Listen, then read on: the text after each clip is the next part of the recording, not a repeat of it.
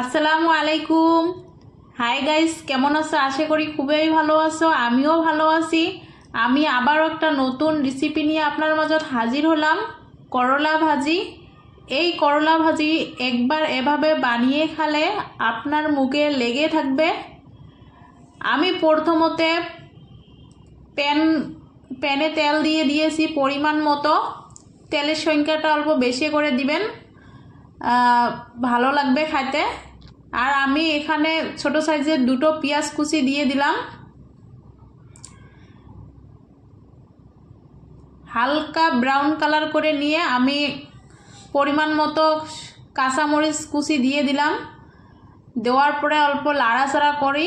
আমি এখানে দেখতেই পারছেন দুটো আলু দিয়েছি আর পরিমাণ মতো করলা দিয়েছি। কিভাবে কেমন সাইজে কেটে নিয়েছি আপনাকে দেখে দিলাম, এভাবে কেটে নেবেন। আমি এখন দিয়ে দিলাম প্যানে, দিয়ে ভালো করে মিশিয়ে নেব, লাড়াচাড়া করে নেব।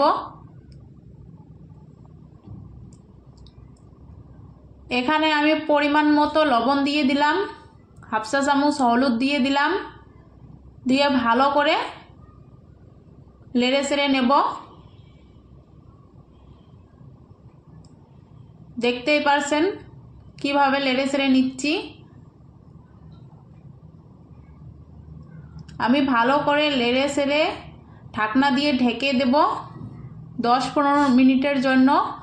চুলার আঁচটা একদম কমতে রাখবেন। দেখতেই পারছেন আমি চুলার আঁচটা কমে দিলাম। চুলার আঁচটা হাই লেভেলে দিলে তলে লেগে যাবে, খেতে ভালো লাগবে না। আমি মাঝখানে একবার নেড়ে দিলাম, দেওয়ার পরে ফিরে আবার ঢাকনা দিয়ে ঢেকে দিলাম। চুলার আঁচ কমে দিয়ে কত সুন্দর ঘেমে ঘেমে হয়ে যাচ্ছে, সিদ্ধ হয়ে গিয়েছে আমার সবজিটা।